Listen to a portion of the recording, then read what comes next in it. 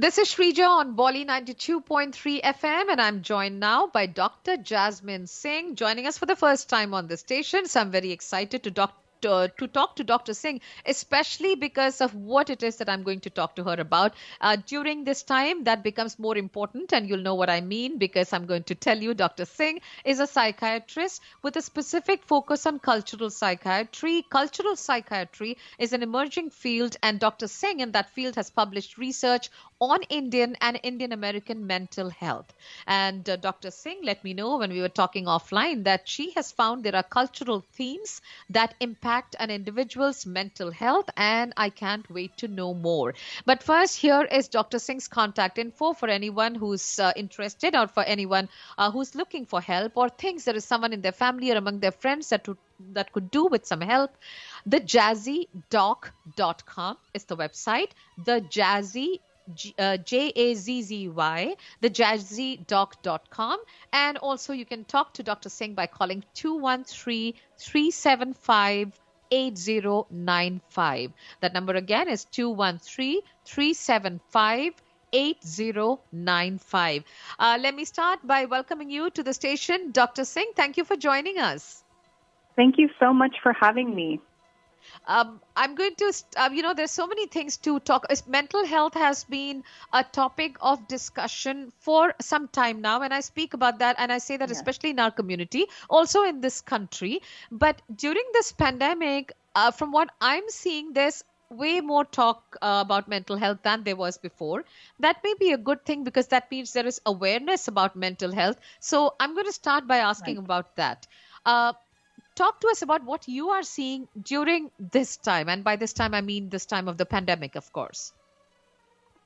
So mental health, you're absolutely correct. It has been it's more of a topic on people's minds, and it's more written about in the media nowadays. And that is, I think, because of the more increased awareness of how difficult these diseases are and how much they affect our life. So awareness has been increasing, but the pandemic has really taken a toll on our mental health. This idea that there is this dangerous virus out in our world and people are dying. And along with that, we have increased isolation due to the shutdowns and lockdowns. We're in our homes. People have lost their jobs and financial difficulties are abundant around us. So it has been a very difficult and chaotic time. And during those times, mental health is affected. And that is what you're seeing. So, and like I mentioned, we are also seeing more talk about that now more than ever. That must, I don't know how else to put it, but that must please you and others in your field because, in a sense, that is important, right? That we understand mental health and there is more awareness about it. Right. I think that's just a funny choice of words, which is why it made me just chuckle a bit. It's pleasing in terms of I like to see people get healthier and live their life well and peacefully and fully when their mental health is doing well. So, yes, it's great that this is being talked about. People are seeking health care, and there's more awareness for anxiety and depression and panic disorder. And I think that's especially important because suicide is such a huge issue in our world today, and these issues can lead to that. So I am glad people are taking care of their mental health and looking at it and getting treatment. And I think that is important. So let me ask you about the symptoms, because very often, the signs and symptoms, they are there for us to see, but we are not seeing it, or we just dismiss it as, oh, you're just having a bad day, or you'll get over this. This is nothing to worry about. Everyone goes through this. We hear things like that. And that is the problem because we tend to dismiss, these signs and symptoms. But tell me about what are the symptoms of anxiety and depression? Sure. So anxiety, most prominently, it consists of thoughts of excessive worry, and at times it can even affect your physical symptoms. You could feel like your heart is beating really rapidly, or your muscles have tension, or you could feel restless and irritable and have trouble sleeping. But excessive worry, I think that's the most prominent, at least now with the pandemic. We're so worried about our future and our health and our loved ones' health. So these are the symptoms of anxiety. And you're right, it could be just a bad day, But when these problems are no longer temporary and they're difficult to control, that's when it becomes a disorder, and it needs treatment because it's affecting your functioning, meaning your life, your ability to work, to do your schoolwork, and even your relationships. So at that time, mental health care is extremely important. Yeah, okay. So for me to understand, I mean, there is an event that happens in your life and which may trigger, Hmm. say a panic attack, or you may feel very Right. anxious at that time, or worried or nervous. That is natural. But if that doesn't subside and then that starts to seep into everything that you do into your daily life, that is when we actually have a problem, right? The problem like we are talking about. Absolutely. So feeling anxious from time to time with an event that has happened or is upcoming, that's very normal. But when that anxiety or panic is too much to control and it affects you and your ability to move forward, that's when it becomes a disorder. And how does one treat these symptoms? So, what kind of help is available to people who are showing these symptoms and who now realize, okay, this is not just something that will go away. I need to get help for this. So, what help is available for them? So mental health care predominantly consists of medication as well as talk therapy. And studies show that the combination of both helps anxiety and depression and other mental illness the most. So one part of it would be medication. And, you really need to be careful about that. So in my practice, I'm very judicious and conservative in my medication use. But sometimes it can be life-saving. So it's not something to be afraid of, but it's something to think very carefully about, and it can be very helpful. So that's one aspect of it.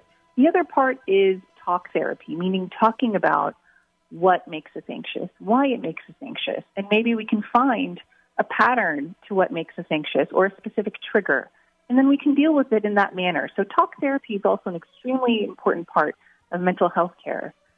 And it's very interesting, in our culture, we have this stigma against talk therapy and perhaps medication as well, but especially in talk therapy, which is something that I've been looking at in my cultural psychiatry studies. So I think for all of our mental health, we really need to think about the importance of talk therapy and how helpful it is.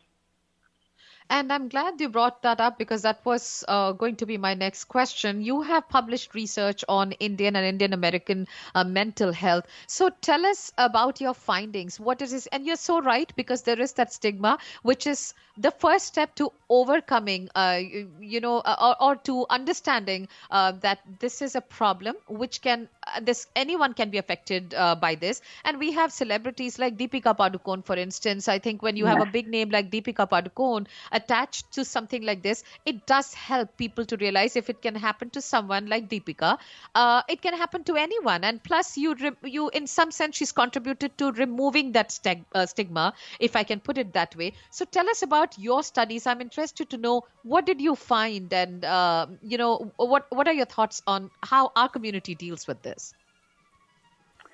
So yes, to first talk about Deepika Padukone, I think she's doing great work for the mental health field. It's so brave of her, being the celebrity that she is, to discuss the episode of depression that she went through. And it's I think it's a very myth-busting thing for her to do because she's beautiful, she's successful, and she has so many resources, but still her symptoms of depression came up. So yes, I think that has helped the stigma in our community, in the Indian and Indian American community. And I hope people have been inspired by her and her openness to discuss these issues. And as far as my work is concerned, I was working at a inpatient psychiatric hospital in Fresno, and I didn't go looking for this. It kind of just happened that I had a slew of Indian American patients.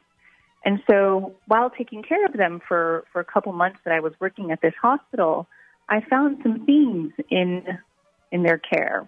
So, and this is to be hospitalized in a psychiatric hospital is, it's no small thing. It's meaning your symptoms are so strong that you need to be hospitalized. So I don't think these themes are to be taken lightly. Of course, there was a lack of mental health awareness, and they ignored symptoms for a very long time. But also, I found that so much of what they discussed the events that led up to their mental illness dealt with immigration and assimilation issues, meaning if they were an immigrant from India and kind of trying to find their way in the United States and the difficulties that caused, that was a chronic stressor for them that led to them becoming mentally ill. Additionally, which was very, very one of the biggest themes in most of the patients was cultural differences between the immigrant parent and the American-born child. Mm-hmm. And I think, this is not anything unique. I think we can see it all around us, that cultural differences between someone from India and potentially a child who's born in America or England or Canada, Australia, there can be issues there. There's two competing forces, two competing cultures, and two competing societies, really. And so those conflicts, which are, again, chronic, eventually come to a head and cause some mental illness for my patients.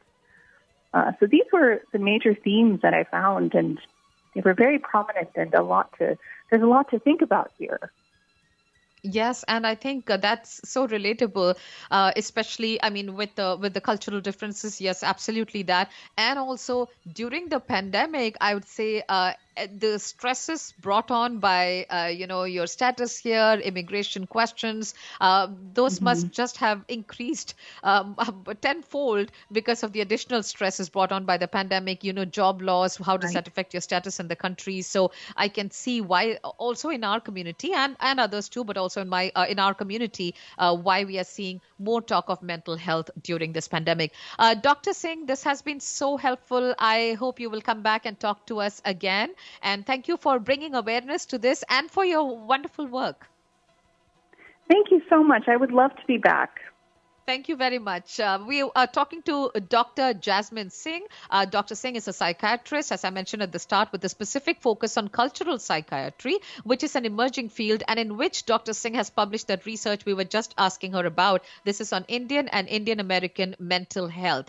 Now, if you would like to speak with Dr. Singh, call 213-375 8095. If you think you know someone who might benefit from talking to Dr. Singh, then please do share this number with them, 213-375 8095. More info is at the website, thejazzydoc.com. Jazzy, of course, is Jazzy, thejazzydoc.com. And one more time, Dr. Singh, thank you so much for joining us. Thank you for having me. Take care.